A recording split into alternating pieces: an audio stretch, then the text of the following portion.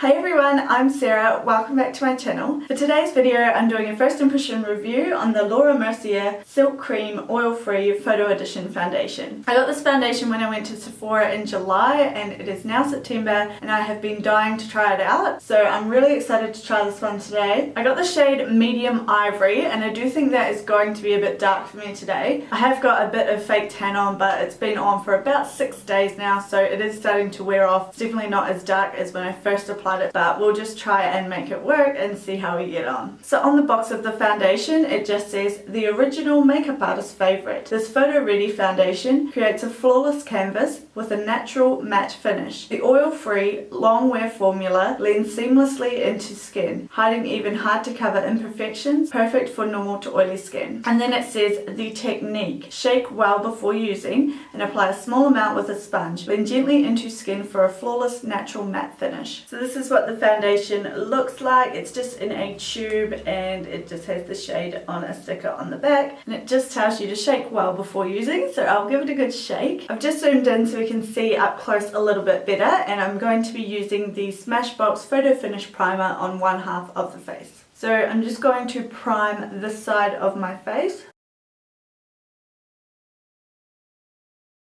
So I'm just going to start out by squeezing a small amount onto the back of my hand. So I'm starting out with about that much product and we'll see how we go if we need to add more. I'm going to start out by applying the foundation to the unprimed side, and I'll just do a couple of dots. And I'm going to use the Real Techniques makeup sponge to blend that into the skin.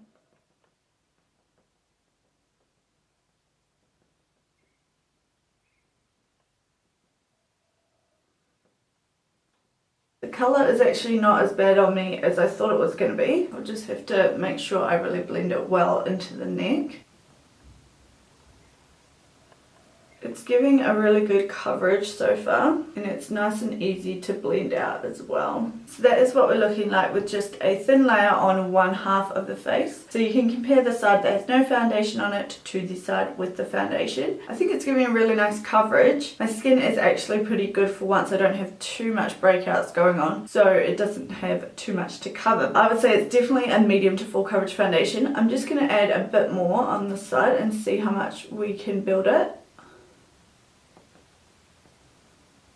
With building it up, I do think it does accentuate my pores a little bit, and I feel like building it up has made it look a little bit cakey. Not too bad, but it does look a little bit heavy. It feels really light on the skin, it doesn't feel heavy. At this stage it is still a bit tacky, it doesn't dry down straight away. So I'm just going to use a bit more product to do the other side. It is quite a thick texture, this foundation. I found it a bit difficult in Sephora to find my shade in this foundation because they do have a lot of very similar colours, so it was a bit tricky. I had no idea what shade I would be. I am pretty happy with this colour match, to be honest, because I think it will look good when I have got a little bit more tan on, but it's not too dark for me at the moment either. In terms of how it's looking on the primed side compared to the unprimed side, there's not a huge deal of difference. I feel like as the unprimed side is setting down more matte, it is helping to blow the pores a little bit more than when it is a little bit more wet. And then because on the primed side it's a little bit more freshly applied, it's got that same kind of a look as the other side was giving when it was first applied. I honestly can't tell any difference between the unprimed side to the primed side in terms of the actual application or how it's looking on the skin. I can see the foundation slightly in my lines on my forehead and around my mouth, but really not that bad compared to a lot of foundations that I've tried. Lots of foundation on me will just crease in here, something shocking. But all in all, I do think it's looking really nice. I don't think you do need a whole lot of product when you're using this. I did use quite a bit today to see how buildable it was, but I don't feel like it's really made a huge difference by adding that extra coverage. Now that the foundation's been on a little while, it's not feeling dry on the skin at all, but it's definitely dried down a little bit more matte. It's not transferring at all, and it just feels really nice and comfortable on the skin. I'm going to go ahead and apply the rest of my makeup, and then I'll come back and let you know how everything applied over the top. I'm back with all of my products applied. The time is 12:30 p.m. I probably applied the foundation at around 11:30, so it's already been on my skin for about an hour. I was just mucking around doing the rest of my makeup, and I had a few other things I was doing, so that's why it's taken me a little bit longer to get back on camera. Everything applied really smoothly and easily over the top. I had no issues with anything. I did powder my skin. I used the Urban Decay Naked Skin Ultra Definition Powder Foundation in the shade Medium Light Warm. This is a powder foundation, and I normally use a powder foundation to set my makeup, so I figured it's just the fairest way to compare this foundation against other foundations that I've tried. The foundation has settled a little bit in my foundation lines. Like I said, I do always get that, and I do get that a lot in my smile lines as well, around the mouth. I don't think it's too bad. It's not bad compared to any other foundation that I have tried. So far, in terms of the feel of the foundation, I would compare it to something like the Urban Decay All Nighter foundation, which is one of my favorite foundations. I'm really liking it so far. The coverage is beautiful. That's about all I have to let you guys know about the foundation so far. I will carry on with my day, and I will come back later in the day to let you know any updates on the foundation. It's about time I checked back in with you guys on how the foundation is wearing. The time is 9:15, so I've had this foundation on now for nearly 10 hours. I think it actually has held up really well. I've just been looking at it in the mirror, and I'm definitely well and truly shiny by this stage, but if you've watched any of my other first impression review videos, that is very common for me. I always get really shiny by this point in the day. The foundation has definitely worn off a little bit around my mouth here and kind of on my chin there. I had a burrito from